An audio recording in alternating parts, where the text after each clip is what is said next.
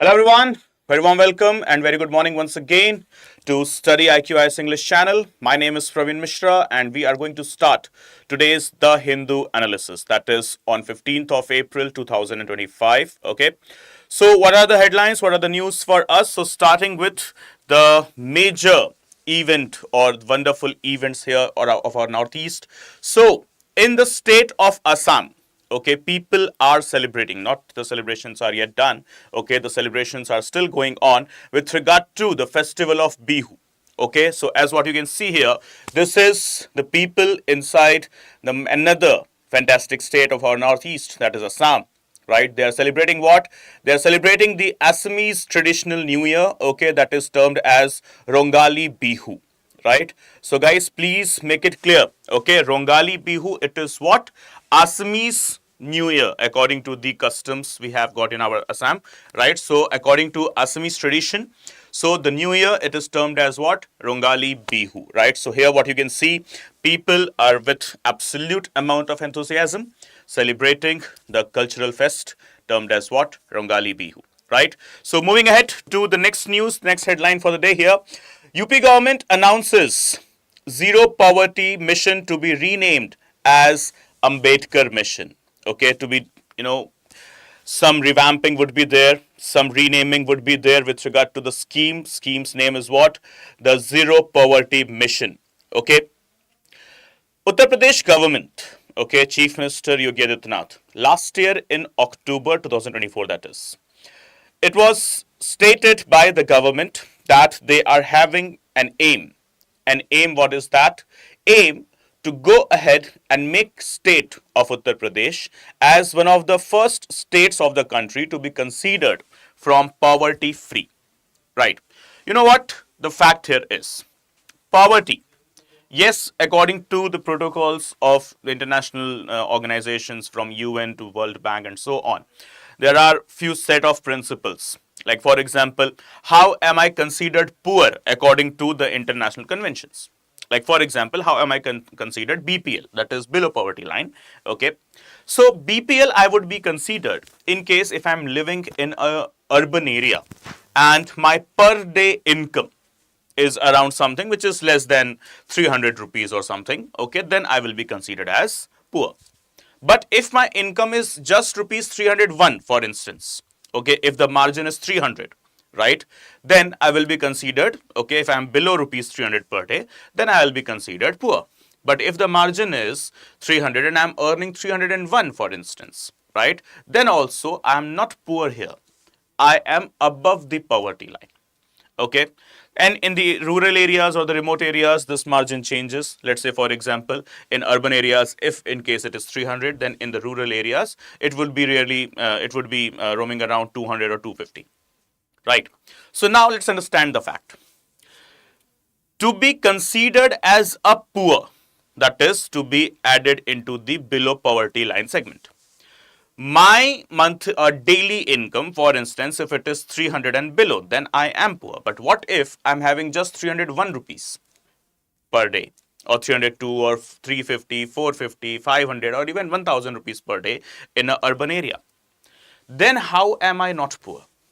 Because the fact is here, according to the definitions and the provisions of the poverty as prescribed by the international organizations, okay, not just domestic but international, poverty is, okay, you can have a basic definition, but it is relative. What's poverty is something which can never be explained in single statement or in a single definition. Right, like for me, poverty could be that I don't have a Ferrari with me, how poor I am. Right, but this is not logical. Right, this is absolutely insane thing. But for some other person, poverty could be, dude, I don't have a two-wheeler bike with me or a motorcycle with me. That could be a poverty. For someone, poverty could be, I don't have got a car. Okay, a four-wheeler car, that is, right? Or for someone, poverty could be, I have a car, but it's not an SUV or an XUV or a sedan, something like that. I've got a basic model car. So this is what the concept of poverty is. Okay, so here when we talk about the government schemes and government's program with regard to poverty. So basically they focus where? Basically they focus towards one single thing. And what's that single thing? That is providing with the basic needs. Each and every individual, if that person, he or she whatsoever, right, is able to fulfill his and her, and apart from the family as well, okay, all the basic needs of the day-to-day life, from medicine to education to food to water to sanitation, electricity, and so on, right, then that person will be considered as, okay, not poor. Maybe not having a proper mansion to live or a proper, lavish, luxurious apartments to live, okay, would be having a normal house only. But yes, if that person is having, okay, arrangements of the daily 2 times of the meal for himself, herself, and the family as well, having got the access to electricity, internet connectivity, apart from that, clean drinking water, proper sanitation, electricity supply, education for the children, and medicinal facility for the family as well, then that person will be considered as not poor.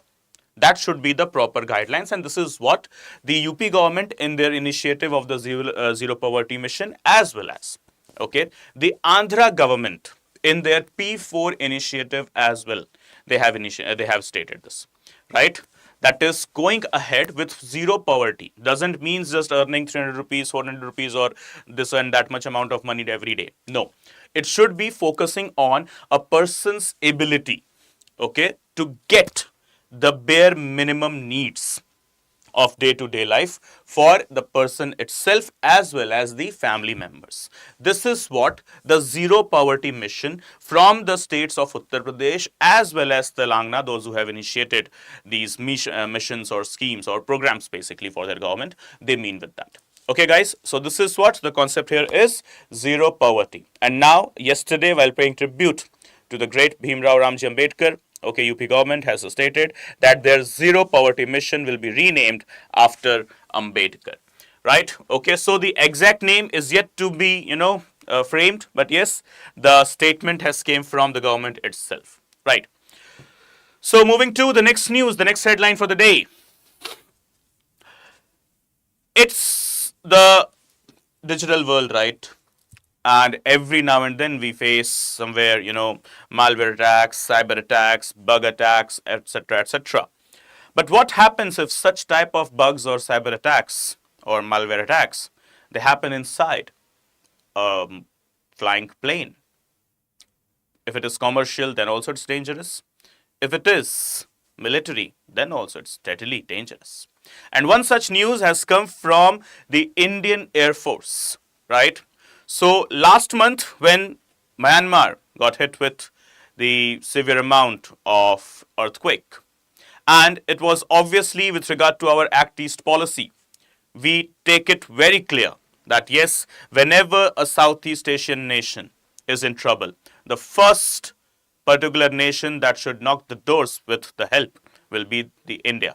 Not just the Southeast Asian nation, but throughout the globe, wherever it is possible for us to reach at the earliest, we do reach, right? The best example is the Turkey as well, which got hit with a very severe earthquake a couple of years back. And the first nation, it was not United Nations. It was not United States of America.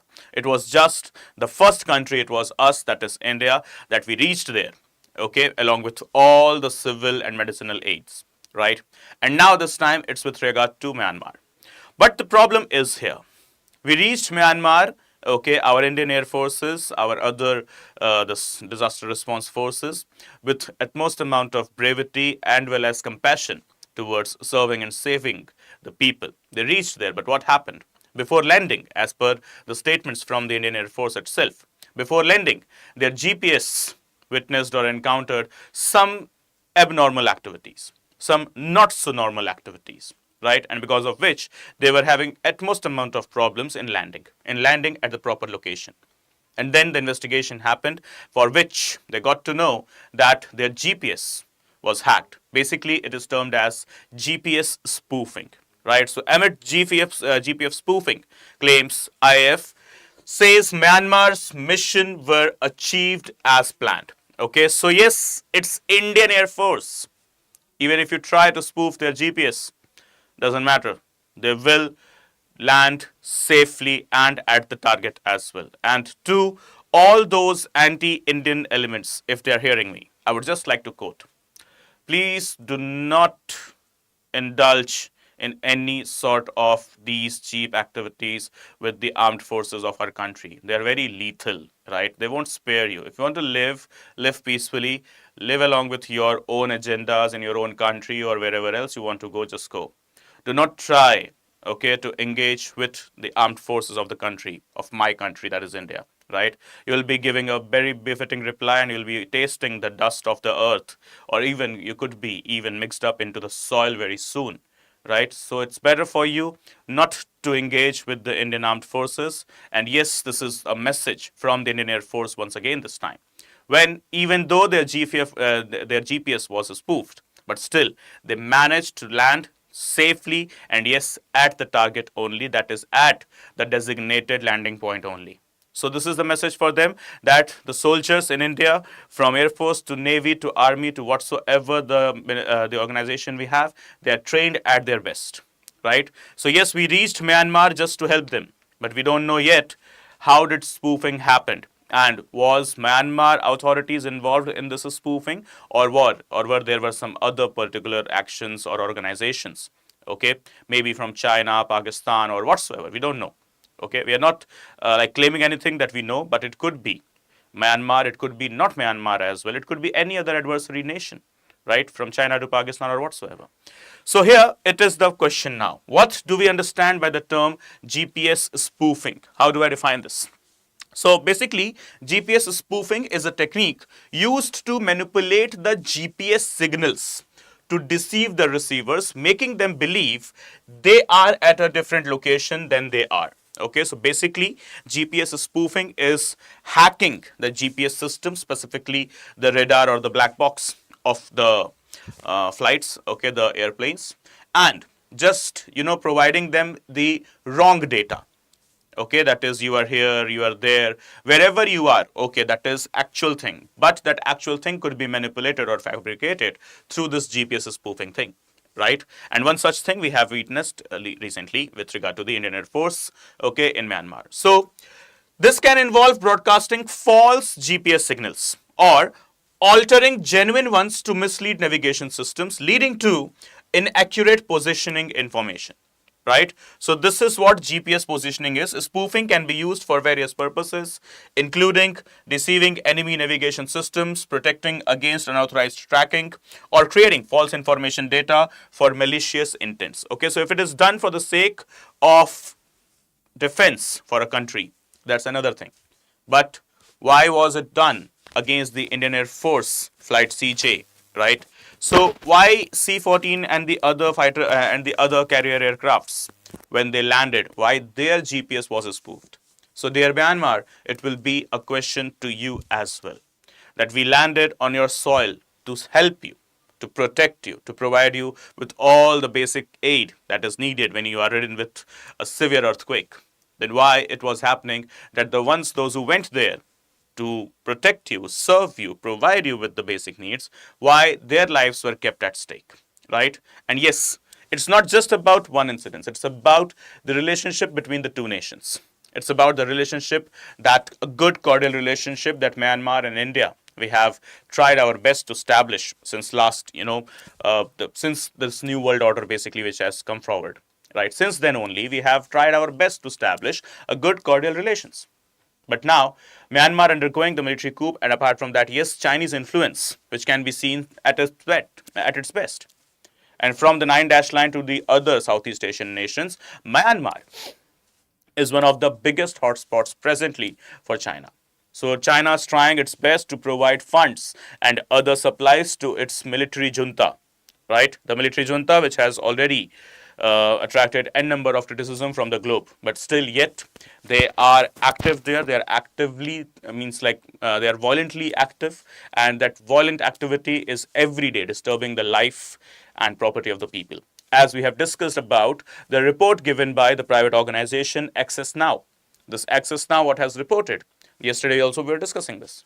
What they have reported? That they have stated in their report that in the year 2024, out of 296 almost, or let's say 300 internet shutdowns, 50% of them around happened inside the country of Myanmar only. Why so Myanmar? Not 50%, sorry, but yeah, nearly it was 100, so 35% something of the internet shutdowns, they happened inside the state of Myanmar only. So that tells us that, yeah, the local lives, the people's local lives, they are absolutely at stake, right? Okay, so this is what the GPS spoofing is, and one such information that we need to discuss. Did the US engage in GPS spoofing during the Kargil war? This American country now wants to state that they are a good friend to India. Now they need us. Yes, obviously they do, as when they have taken good amount of enmities from Iran, China, and Russia. Now they know it very well. And now when they are ousted from Pakistan as well as Afghanistan, right? So now they know it very well. For them, the only support that could come from Asia, okay, a greater support that could come from Asia will be just India. The others, even they support, it won't create any difference because their voices are not even heard inside the United Nations or even in any global platforms, from Pakistan to Afghanistan to any other West Asian, Middle Eastern country. So when the hegemony is at its stake, US wants to establish some strong relations with India, right? And for this, they are trying their best. Yes, we are also trying our best to establish good, strong relations, not just with US, but every country of the world, as we try to avoid conflagration at its best. But here, the fact is with regard to the event of history, 1999, the Kargil War. We asked US to provide us with some accurate GPS data, for which US said, yeah, why not? But in return, they provided us the false data, a spoofed data. So did US engage in GPS spoofing during the Kargil war? So well, we can discuss this here. According to the reports, Pakistani soldiers crossed into India and took position in Kargil in 1999. The Indian military requested GPS data for the region, but was denied by the US. The US initially employed a technology which was termed as selective availability. Guys, please mark this thing, okay? What was the name of the technology, okay? At that time, it was termed as selective availability, okay? They introduced it, okay, to intentionally provide errors into civilian GPS receivers, reserving the best accuracy for the military use. Okay, so they were having a particular technology at that time. What was that technology, or the principle of technology, termed as selective availability? So in that, what they were doing, they were providing not so accurate or even false data for the GPS receivers used for the civilian purposes, but on the contrary, the accurate data was used by the military GPS receivers only. And when it came to India, they provided us with the selective availability technique. That means they provided us the spoofed data and not the accurate one, which provided a big amount of dominance to the Chinese soldiers. Oh, sorry, Pakistani soldiers, right? But ultimately, who won the battle? Who won the war? Yes, it was India only. But the thing that our beloved, but our neighbors need to understand, right? That is, do not engage with the Indian Armed Forces, please. Okay? For your better, for your well-being only, I'm saying this. Rest, it's up to you. You engage, and then, okay, bye. So, this technology was used to degrade GPS accuracy for the Indian military during the Kargil war, hindering their operations. But yep, no. Their intent couldn't be succeeded. Sorry, US. So coming to the next news, next headline here, working groups of task force set up by Supreme Court to identify causes of student suicide. Yeah, suicides in India. According to NCRB data, we talk about the data, right? National Crime Records Bureau. Every day, from farmers to other people, from students to any other category of the country, category of the citizens of the country, every day it happens that around 15 to 20 or even plus of the people, they commit suicide. See, death is inevitable. That's no doubt in that. But a death coming out of some natural reasons, age-related illness, any disease, or maybe even an accident. Okay, so it's unfortunate, but it is justified. Somehow it is, right? Not rationally, but yeah, okay. Coming out of an illness, disease, age related issues, or even accident, though very unfortunate, but yeah, okay, accidents, they are accidents, right? But how am I going to justify the deaths caused by suicide, right? Have I got this particular answer with me, that why the suicides are happening? And specifically when it comes to two distinct categories. What are they? One is the farmer, and another one, they are the students. We talk about NCRB data here, National Crime Records Bureau. Just the year 2023 to 24's data it is. Okay, what it has stated, NCRB, around more than 10,281. Yes, you heard it correct. 10,281 farmers. They committed suicide in between 2023 to 2024.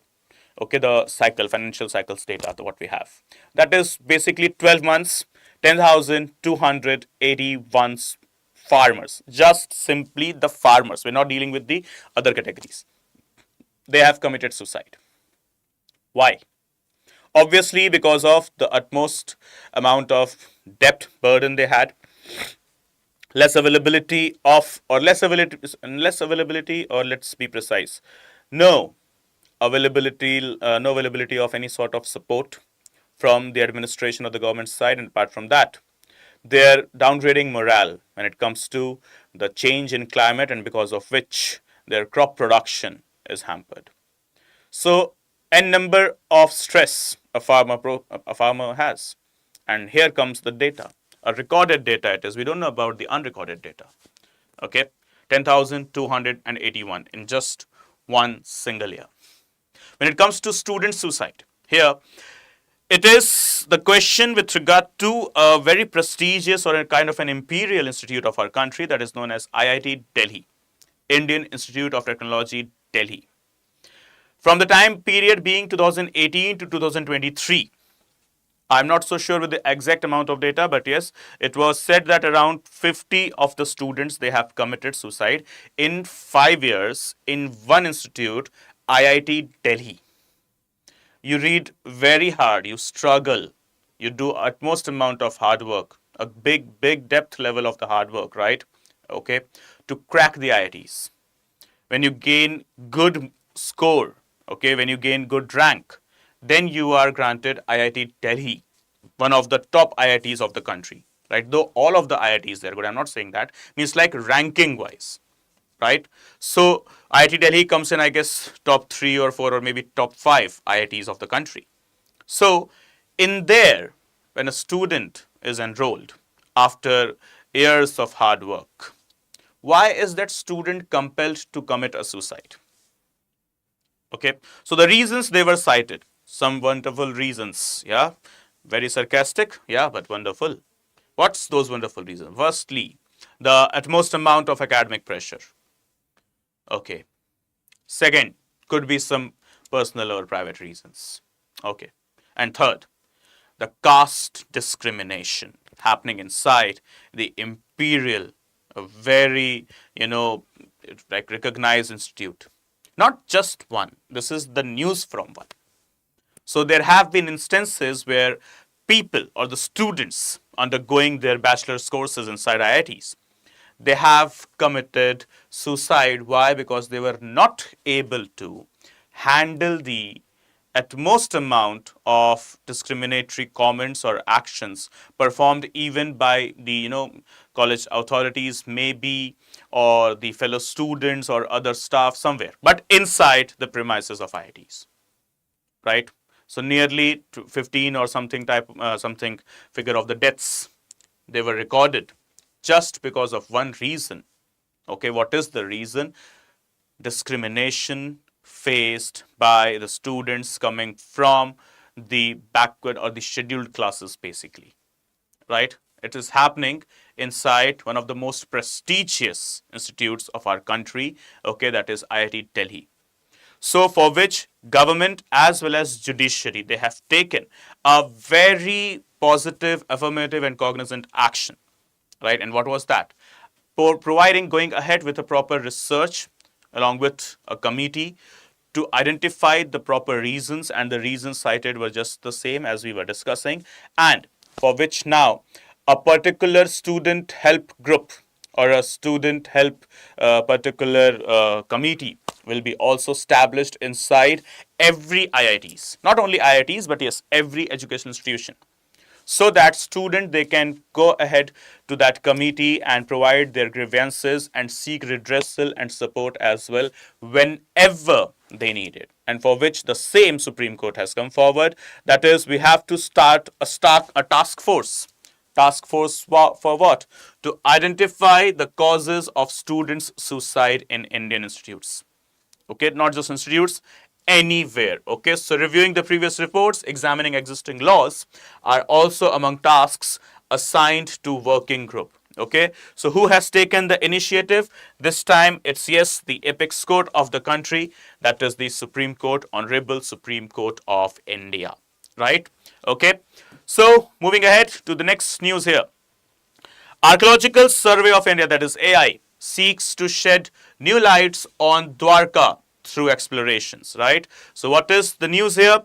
Yes, couple of years back, we got this exploration that the Dwarka, the city, the ancient or the historical as well as religiously important city of Dwarka that has submerged inside the ocean. It was, taken down, it was identified by the explorers, and then we have seen that our beloved Prime Minister also went in there beneath the sea to worship the Dwarka, right? So yes, Dwarka, a particular city that possesses an utmost amount of religious, historical and cultural importance to the country of India, for which ASI has now come forward to provide new research, okay, going ahead with the new explorations, right? So where it is? Yes, Dwarka. So a member of ASI's underwater wing during expedition in Dwarka, okay, that is from time period being 2005 to 7.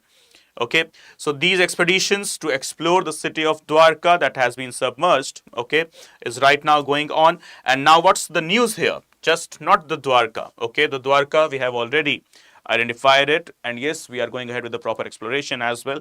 But the fact that we need to discuss is the ASI, that is the Archaeological Survey of India. When it was established, so as you can see, Archaeological Survey of India is almost 170 years old, right? Around 170 years. As you can see, it was established in the year 1861. By whom? By Alexander Cunningham, who became the first Director General of ASI and is also termed as the father of Indian archaeology. Who is that? Alexander Cunningham. Right, so ASI, we talk about, that is the Archaeological Survey of India, works under which ministry? So it works under the Ministry of Culture. Okay, it is one of the premier organization for the archaeological research and production of the cultural heritage of the nation, and it administers nearly 3,650 ancient monuments, archaeological sites and remains of the national importance. Right, so it will go ahead with the research as well as protection of the historical sites that are of national importance. And as of now, presently, how many sites are under the Archaeological Survey of India? So it is 3650, 3650 archaeological sites of national importance related to the national history. Okay, it is under the protection or basically the patronage of the imperial organization we have in India, that is Archaeological Survey of India, working under which ministry? The name of the ministry is quite important, that is the Ministry of Culture. Okay, and remember, established in the year 1861. Okay, by whom? Alexander Cunningham, who is also termed as the father of the Indian archaeology. Right? So here we move to the next and the last news for the day. Okay, that is what? Assam Cabinet has announced withdrawal of around 28,000 pending cases at the state's Foreigners Tribunal against members of the Koch Rajbongshi community. To my dear Koch Rajbongshi community, if you are hearing, I would just like to say that firstly, we must be sorry right? And the issues that specifically the tribal community, okay, and non-tribal communities inside Northeast they have faced is something we cannot, state in words. We talk about the Bruriang community, the Kuki, the Métis, or the issues with any other particular communities we do have faced is something beyond the understanding of the humans that shouldn't have been happening. And the struggle, but one thing that must be applauded and appraised, the struggle the communities they have represented is like fantastic. It's uh, it's a thing that we must all learn and get motivated. So here, one such community here we have got to discuss is Coach Rajbongshi community. Okay, so what is this Coach Rajbongshi community? Are they not Indians? Yes, they are. So why they were having the cases inside the foreigners tribunal? Once again, a particular case of firstly a misconduct, miscommunication, misunderstanding, right? And for which we must thank our Assam government, okay, that they have taken the affirmative action now and they have asked the foreigners tribunal, okay, inside Assam to go ahead and withdraw nearly 28,000, right? 2,000, not 2,000 or 2,800, 28,000 pending cases. Against whom? Against the state's Coach Rajbongshi community. Though the Coach Rajbongshi community, they are considered, they are into the tag of the backward classes, the other backward classes, but they have been demanding to consider themselves into the scheduled caste community, but still yet they are not yet considered as a scheduled caste, but their struggle has been gone up for a quite long ages now, right? So community traces its lineage to the Koch dynasty. Koch dynasty of what? Of the Kamata kingdom, which basically rose to power in the 16th century. Today, its members are spread across the states of Assam and West Bengal, as well as parts of Bihar, Meghalaya, Bangladesh, Nepal, and Bhutan, reflecting the geopolitical spread of the kingdom. So, guys, what is the name of the kingdom? The Kamata kingdom. Okay. And the Kamata kingdom, it was ruled by a very famous dynasty. What was the name of the dynasty? The Koch dynasty. Okay, specifically into the regions of Assam, West Bengal in India, along with the regions of Meghalaya, okay, and parts of Bihar. Apart from that, going ahead, the borders of India, that is our country, we do have got the Koch Rajbongshi community inside the countries of Bangladesh, Nepal, and Bhutan as well. This reflects that how great or the expansion of the empire was happening. Okay. So in Assam, the community has a significant presence in the western districts, and in 2020, the state government created a Kamatapur Autonomous Council, just like we have got autonomous councils, like for example, in Darjeeling we have got, okay, and other parts of the country, we have got the Garo Autonomous Councils, the district councils as well, or the hill councils as well, right? So in that very same sense, we have got in Assam, in the western parts of the Assam, the Kamatapur Autonomous Council. Okay, so while the community has OBC status in Assam, it is one of the 6 community that has been demanding the scheduled caste, scheduled tribes status, not caste, scheduled tribe status. Okay, then another demand that the gathered stream in the 1990s through stronger among West Bengal based groups has been for a separate Kamatapur state comprising parts of northern West Bengal and western Assam. So the Koch Rajbongshi community, there are 2 distinct struggles. The first one is to be identified into the scheduled tribe communities. Guys, it is scheduled tribe. Okay, my bad. Sorry, couple of minutes back I stated scheduled caste, not scheduled caste. They are trying their best to be considered into the scheduled tribes community. So in Assam, they are what? They are a OBC community as of now. And what they are hustling for the scheduled tribe category status. Okay, and now the next thing. They have also demanded a particular different state that shall be named as Kamatapur. Okay, the state shall be named as Kamatapur. And from which areas? From the western parts of Assam and the northern parts of the West Bengal. right? So this is what the state's demand have been, or the literally the Koch Rajbongshi community's demand have been. Okay, the community which is having some wonderful flourished tradition and culture, and they are too much rooted with it as well as other communities inside our Northeast they are, right? So yes, their demand is valid, and yes, their actions are also very constitutionally valid as well. It means like they go ahead with the legal and the constitutional actions only. The community has not much involved in sort of the violence or other sort of activities, other sort of the physically violent activities. But yes, they have been one of those particular communities which have demanded, and demand has come on a very peaceful note. So for this, yes, the Rajbongshi community shall be given a salute, okay? And yes, we must learn as well that the demands would be there, but yes, the proper technique should be followed as well. So this is where the matter of the triumph is. That is 28,000 pending cases from the Foreigners Tribunal. They shall be withdrawn against the Koch Rajbongshi communities, right? So what's the particular other issues these guys were facing? So it's with regard to the D tag. Now what is this D tag? Citizenship concerns were there, as the community. They are also present in the countries of Bangladesh, Bhutan, and Nepal.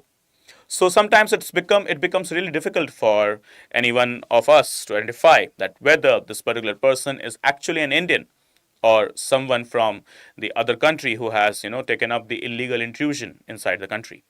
So for which there have been much instances, as well as the community, that is the Koch Rajbongshi community, has faced a number of legal as well as other tussles and some tags as well. That is, for example, the D voter tag. And what is this D voter tag? D voter as in the doubtful voter. So when we see the trans-border nature of the community has played a role in the D voter tag, that is the doubtful voter tag being attached to many Koch Rajbongshis, putting a question mark on their citizenship. Foreigner tribunals are tasked with educating whether suspected foreigners, that is that D voters and the cases referred to them by the border police, are foreigners or not. That is, people who entered India after March 25, 1971, according to the Assam Accord of 1985. Okay, so if you are having the citizenship, then first you need to prove, and then you need to prove as well that when did you came to India, 25th of March 1971, before of that, or after 25th of March 1971, okay, according to the provisions or the protocols of the Assam Accord that was signed in the year 1985, right? So the next thing, the selective withdrawal of the cases against Koch Rajbongshis has raised questions regarding similar relief for other communities. In 2022, the Assam government identified 5 Assamese Muslim subgroups. Guys, please make the notes very clearly, okay? There are some other Muslim subgroups as well, okay? So subgroups, the names are very important here. Like they are Goria, Moria, Julha, Deshi, and Sayyid as indigenous, but has not extended a similar withdrawal of cases against them, okay? So the indigenous identification has been done, okay, for the Assamese Muslims. And what are the names of the community? Goria, Moria, Julha, Deshi, and Sayyid. But yet the Foreigners Tribunal cases are still undergoing on these communities. But the similar one, that is the Rajbongshi, that is the Koch Rajbongshi community, they have been now freed with any such type of cases, and 28,000 of them, they have been withdrawn from the Foreigners Tribunal, okay, as stated or narrated or directed even by the Assam government. Okay, so what's your opinion over this? Please do let me know into the comment section, okay? And if you wish to connect with me, so guys, please, you can connect with me here. We have got the 2 distinct platforms with us. The first one is Instagram and the other one being the Telegram. So over Instagram, you can just go ahead and search the username Praveen Mishra _2107 and let me know whatever your doubts they are related to your academics, and I shall literally consider them as early as possible. And second one, if you are on Telegram, so you can connect with me on Telegram. That is with my channel study_with_Praveen. Okay, so wherever you wish to connect, you can connect, and yeah, tell me what are the doubts you guys are facing related to your academics. Okay, and yeah, it's my duty to clear your doubts, okay, and provide you the proper guidelines or the proper directions. Okay, and guys, please, once again, do not forget to subscribe to our Study IQ IS English channel as well. Just one purpose, just one service we have, okay, to give you the quality as well as the quantity content needed for you to select, to qualify the crack or to crack the UPSC CSE, okay, and selected as an officer in the Indian administrative, police, revenue, foreign services, etc. Right? So everyone, thank you so much for watching, and please do hit the like button in case you like the video. And yep, what's your opinion over the Coach Rajbongshi community, okay, and the Assam government's withdrawal of the cases, 28,000 cases from the Foreigners Tribunal. Okay, everyone, thank you so much for watching. See you soon in the next video. Bye bye. Take care. Jai Hind, Jai Bharat.